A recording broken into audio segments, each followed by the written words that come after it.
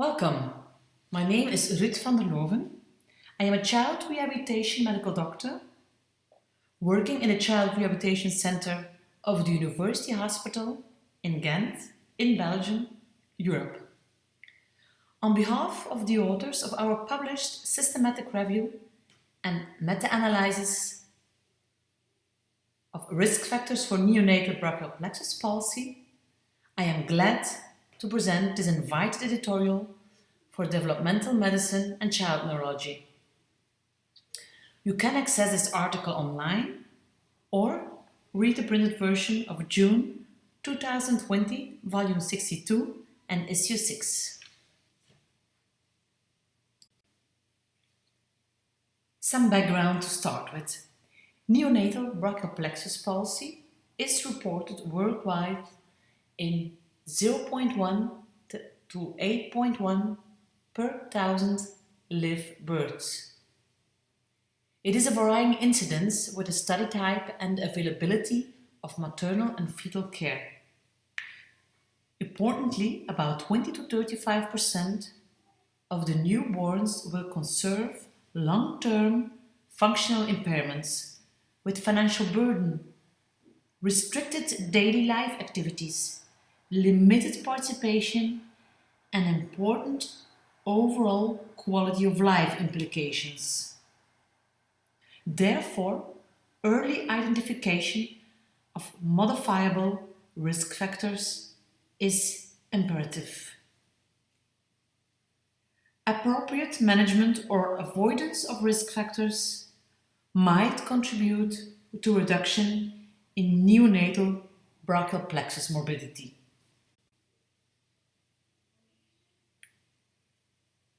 Therefore, the aim of the present study was to determine and unravel the significant risk factors for neonatal brachial plexus palsy. In order to do so, we conducted a systematic review to assess the 5 most frequently reported significant risk factors. Secondly, we conducted a meta-analysis by combining the results from all available studies to calculate the pooled odds ratios and to assess the heterogeneity among studies. In addition, we performed a subgroup meta-analysis to calculate the pooled incidence and its evolution over time.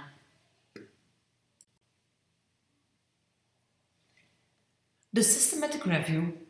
First of all, the Cochrane database of systematic reviews was searched to ensure a similar review had not been undertaken. Our protocol was accepted for registration in Prospero. The methodological rigor of a systematic review was conducted. A comprehensive search strategy was performed systematically using the PICO format, population intervention, comparison and outcome, for clinical questions in 4 different databases. The intent to combine all available relevant evidence was affected by pre-specified stringent eligibility criteria.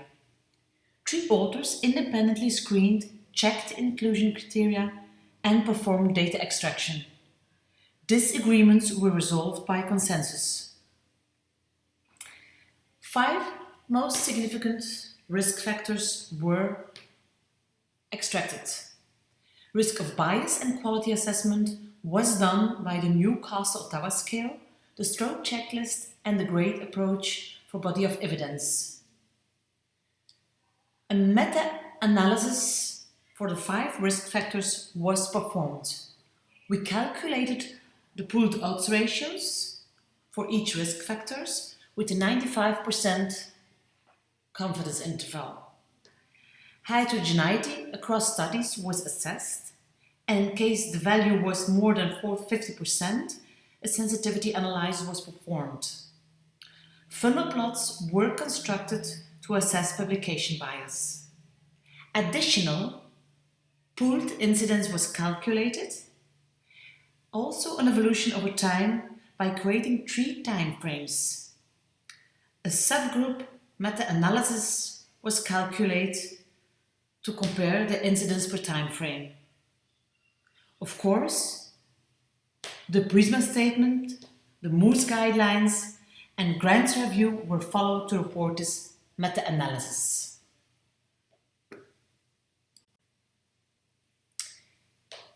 The results. All detailed information about literature search results, excluded articles, study characteristics can be consulted in detail in the article, supplemented by graphs and tables.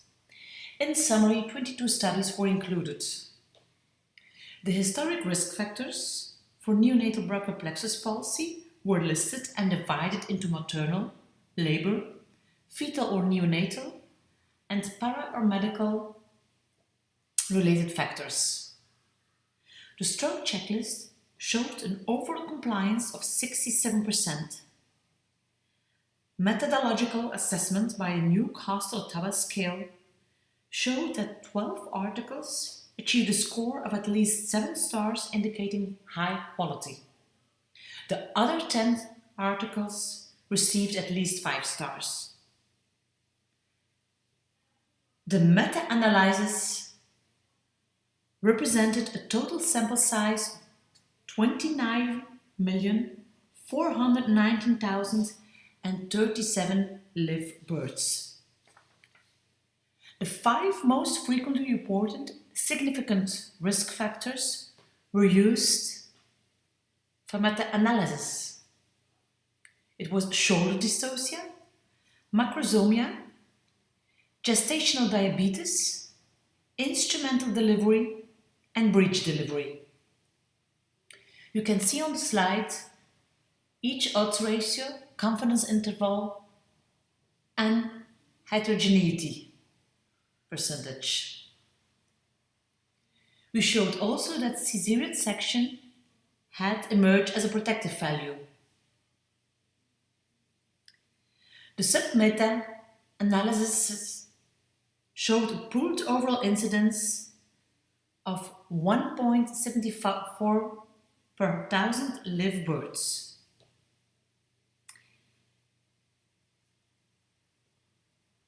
The evolution over time showed a significant decrease between time period 1 and time period 3.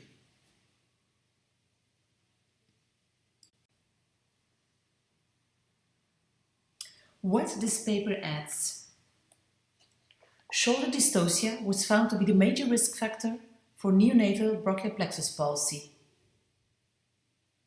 Heterogeneity was explained by a huge variety in incidence.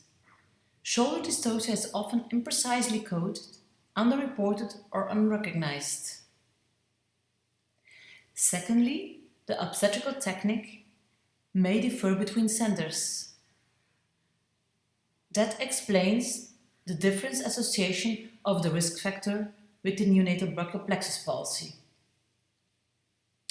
Macrosomia as the second main risk factor. The heterogeneity is also explained by the incidence variety of macrosomia, for instance in Arab versus Western populations. Also, a different obstetric technique was seen between different studies. Maternal diabetes. The heterogeneity is explained by the difference of birth weight, ratio of head to abdominal circumference of the fetus, maternal weight differences, and age differences between diabetic versus non-diabetic groups. The fourth risk factor is instrumental delivery. The heterogeneity across studies is again explained by different reporting numbers depending on the use of maternal versus neonatal records. Presence of other risk factors, or no information about technique, about the sequential use of instruments, especially the temporal trends. The fifth factor was breech delivery. Also, heterogeneity could be explained by difference of incidence of the risk factors, of confounders, which were not always described, and a different obstetrical technique. Some studies had a lower association with neonatal brachial plexus palsy due to a better selection for trial of vaginal breech delivery versus C-section.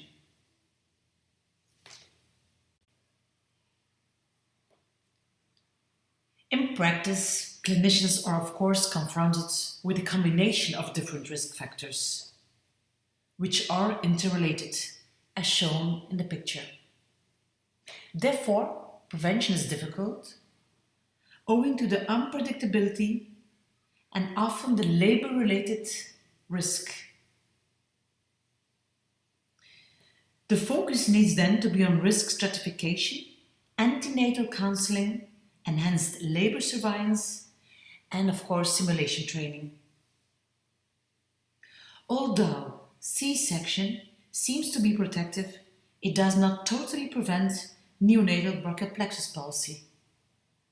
Moreover, it carries significant neonatal and maternal morbidities, and of course, the cost has to be taken into account.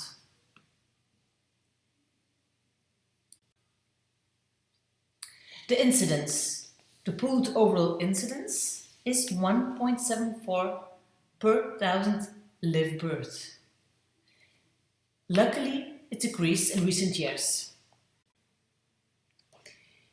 The present study is, to our knowledge, the largest meta-analysis to investigate the risk factors for neonatal brachial plexus palsy. Of course, this study has strengths and of course limitations, but it highlights the need for future research for all previously mentioned risk factors, but also the undiscovered ones, and of course their interrelation.